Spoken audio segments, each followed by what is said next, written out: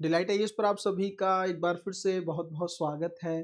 तो यूपीएससी 2026 को लेकर फॉर्म जो है वो अब आने वाला है। किसी भी वक़्त यूपीएससी की तरफ से जो है फॉर्म जारी किया जा सकता है, नोटिफ़िकेशन आ सकता है और आप लोगों को सारी वो जानकारी जिसका आपको बेसब्री से इंतज़ार है, वो बहुत जल्द पता लगने वाली है। कितनी सीटें इस बार आने वाली हैं, कितनी सीटों को लेकर जो है संभावना है, किस तरह से फॉर्म भरा जाएगा, है ना? कौन-सी चीज़ें जो हैं फॉर्म में यूपीएससी ने नई ऐड की, इन सारी चीज़ों को लेकर जो है हम लोगों को बहुत जल्द पता लगने वाला है। उसके अलावा यूपीएससी में 2026 को लेकर मुझे कुछ संभावनाएँ लग रही हैं कि ये चीज़ें हो सकती हैं, जिसके लिए आपको पहले से तैयार रहने की ज़रूरत है। उसके बारे में थोड़ा अच्छे से हम लोग बात कर लेते हैं। सबसे पहली चीज़ तो देखो मैं आप लोगों को फॉर्म को लेकर ही बता दूँ, है ना? कि फॉर्म आने वाला है और संभावना है कि लगभग 1000 के आसपास जो है सीटें आपको इस बार भी यूपीएससी में देखने को मिलेंगी, जो कि रिक्वायरमेंट भी है। अब सरकार अपनी तरफ से 2-3 सीटें 2-300 सीटें एकदम से कम कर दे वो बात अलग है, लेकिन मुझे लगता है देश में आईएएस की कमी है तो आपको इतना सीटें तो देखने को मिलेंगी। दूसरी बात ये है कि जैसे फॉर्म आएगा तो फॉर्म पिछले 2-3 सालों से यूपीएससी ने बहुत ज़्यादा लेंथी कर दिया है। आपको बहुत अच्छे से पता है कि यूपीएससी आजकल जिन लोगों का कास्ट सर्टिफिकेट का इश्यू है या जो लोग रिजर्वेशन का बेनिफिट लेते हैं, उनके लिए यूपीएससी ने थोड़ा-सा चीज़ें मुश्किल कर दी हैं और एससी और एसटी को उतनी दिक्कत नहीं है, जितनी दिक्कत ओबीसी, नॉन क्रीमी लेयर और ईडब्ल्यूएस सर्टिफिकेट वालों को है। यूपीएससी उनकी इनकम को लेकर बहुत ज़्यादा सीरियस हो गया है, क्योंकि यूपीएससी के साथ जो है पूजा खेडकर के मामले में थोड़ा-सा दिक्कत हो गई थी। तो ये चीज़ें हैं जिसके चलते यूपीएससी ने फॉर्म को थोड़ा डिफ़िकल्ट कर दिया है। तो इस बार भी आप लोग मान के चलिए कि फॉर्म जो है उतना ही लेंदी आने वाला है। मैं आपको कई बार डिफरेंट वीडियोस में बता चुका हूं कि फॉर्म आने से पहले आपके हाथ में कौन-कौन से डॉक्यूमेंट्स होने चाहिए, क्योंकि बाद में 20 दिन का लगभग समय रहता है फॉर्म को अप्लाई करने के लिए, उसमें सर्टिफिकेट बन नहीं पाते हैं और आपको दिक्कत का सामना करना पड़ता है। तीसरी चीज अब थोड़ा-सा बात कर लेते हैं कि यूपीएससी में किस तरह के खेल की मैं बात कर रहा हूँ, क्या कुछ होने की संभावना है।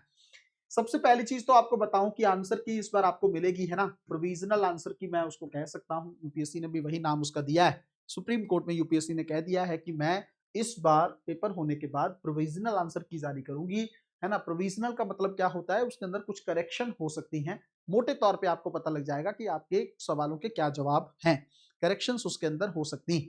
तो एक तो आपको ये है कि जो इंस्टीट्यूट वगैरह की अनऑफिशियल की है वो उसकी आपको नीड नहीं रहेगी, यूपीएससी की तरफ से खुद से ही प्रोविजनल की इस बार जारी कर दी जाएगी। दूसरी चीज ये है कि पिछले साल अगर आप लोगों ने देखा हो तो कट ऑफ यूपीएससी में एकदम से काफी ज्यादा इंक्रीज हो गई थी, है ना?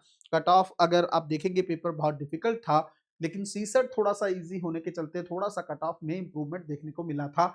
इस बार भी संभावना ये जताई जा रही है कि यूपीएससी का पेपर जो है काफी ज्यादा डिफिकल्ट रहने वाला है, जीएस का पेपर।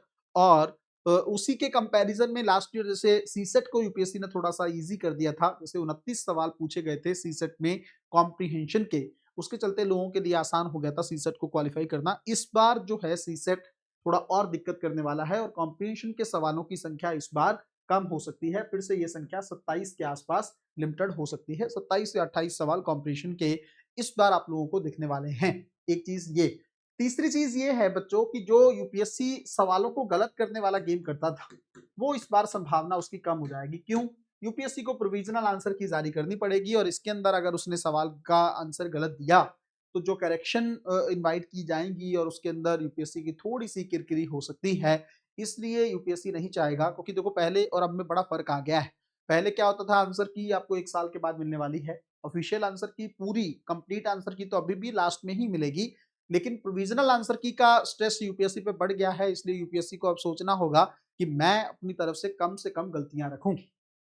चौथी चीज, यूपीएससी में सब्जेक्टिविटी जो पिछले कई सालों से बढ़ गई थी, है ना? कई सारे सवालों को लेकर आपको लगता था कि भाई इसका मीनिंग यूपीएससी कुछ और ले रहा है, स्टेटमेंट कुछ और है, मीनिंग कुछ और दिया जा रहा है और हर व्यक्ति अपने हिसाब से उसका मीनिंग ले सकता है। और ये मान लो कि किसी एक स्टेटमेंट के 2 से 3 अर्थ निकल सकते हैं। उसमें होता यह था कि अगर स्टूडेंट ने एक अर्थ माना है और यूपीएससी ने बी अर्थ को सेलेक्ट किया है ना? सेकंड वाला पर्सपेक्टिव माना है, तो वो स्टूडेंट का गलत हो जाता था सवाल। इस तरह के सवालों की संख्या यूपीएससी में पिछले कुछ सालों से बढ़ी है और ऐसे सवालों को डील करना थोड़ा सा मुश्किल हो रहा था स्टूडेंट के लिए। मुझे इस बार उनकी संख्या भी कम होती हुई लग रही है। कि सब्जेक्टिविटी का थोड़ा सेगमेंट यूपीएससी इस बार कम कर सकता है। ये भी एक अच्छी चीज़ है यूपीएससी के पॉइंट ऑफ व्यू से जो आप लोगों को बेनिफिट दे सकती है। 5वीं चीज़ जो मैं आपको बताऊँ वो ये जैसे आप लोगों ने पिछली बार बहुत ज़्यादा डिमांड की, बहुत ज़्यादा प्रीलिम्स होने के बाद आपके माइंड में ये आया कि शायद पेपर कैंसल हो जाए, है ना? कई जगहों पर जो है इस तरह की बातें उठी हैं कि भई जो है इवैल्यूएशन को लेकर ख़ास करके जो आपका पेपर जब चेक होता है ना? ख़ास करके जब हम लोग बात करें कि जब पेपर हो रहा है एग्ज़ामिनेशन हॉल के अंदर, उस समय कई सारी ऐसी चीज़ें देखने को मिली थी कि कुछ सेंटर ऐसे थे जहाँ पर जो है सीसीटीवी के साथ छेड़खानी की गई है। कुछ सेंटर ऐसे थे जहाँ पर पेपर सील ऑलरेडी ओपन था, इस तरह से स्टूडेंट्स ने बोला। तो ऐसे आरोप थे, मैं अभी तो ये नहीं कहूँगा क्योंकि उसका कोई जस्टिफिकेशन तो मिला नहीं बाद में। ना ही यूपीएससी की तरफ से यूपीएससी ने कुछ खास सीरियस लिया उस मैटर को। लेकिन पिछली बार मैटर इतना काफ़ी उठा ज़रूर था कि हाँ, यूपीएससी पर इतने आरोप पहले कभी नहीं लगे। क्योंकि हुआ ये था कि एकदम से लोगों को समझ में नहीं आया कि किसी के 105 नंबर बन रहे हैं तो उसका क्वालीफाई नहीं हुआ है, किसी के 80-85 नंबर बन रहे हैं तो उसका क्वालीफाई हो गया है। इस तरह की बातें जब होने लगी थी बहुत सारे टेलीग्राम ग्रुप्स में या सोशल मीडिया पर, तब जाके यूपीएससी पे सवाल खड़ा होना शुरू हुआ था। तो बहुत सारे लोगों ने कहा कि पेपर कैंसल होगा सर, री एग्ज़ाम होगा कि नहीं होगा, यूपीएससी अपनी तरफ से इस एग्ज़ाम को कैंसल करेगा, लेकिन ऐसा कुछ भी नहीं हुआ। अगर आप मेरी वीडियोज़ को देखेंगे तो मैंने हर वीडियो में यही कहा था, इसकी संभावना निल है ना? बनता था क्योंकि बहुत सारी चीज़ों को लेकर सवाल उठा था, लेकिन यूपीएससी आपको पता ही है कि किसी की सुनने वाला निकाय तो है नहीं, है ना? और उसके चलते फिर वही है कि चीज़ें हिडन रह जाती हैं। यूपीएससी का पूरा प्रोसेस अगर आप लोग देखेंगे, तो आपको हिडन चीज़ों के तौर पर देखने को मिलेगा। ये कुछ चीज़ें हैं जिसके लिए यूपीएससी चीज़ें बदल सकता है, तो आप लोगों को करना कुछ नहीं है। सबसे इम्पोर्टेंट चीज़ ये है कि 2026 के पेपर को आपको कैसे डील करना है। ये मान के चलो कि बाद में कुछ नहीं होता है।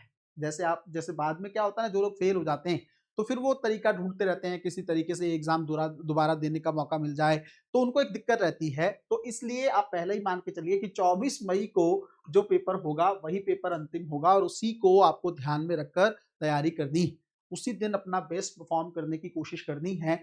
और एक इम्पॉर्टेंट चीज़ जो मुझसे आप लोगों को मुझे लगता है कि जानने की ज़रूरत है, वो ये कि कट ऑफ को लेकर तैयारी मत करिएगा कि 80 रहेगी, 90 रहेगी, 100 रहेगी। आपको तैयारी इस चीज़ को लेकर करनी है कि भई कम से कम मेरे जीएस में 120 के आस-पास नंबर बने, तब जाके आप 100 प्लस स्कोर रहोगे। और जिस हिसाब से आजकल कट ऑफ की चीज़ें जा रही या जिस हिसाब से कॉम्पिटिशन लगातार इंक्रीज़ हो रहा है, उसके लिए आपको 100 प्लस नंबर तो बहुत चाहिए ही चाहिए।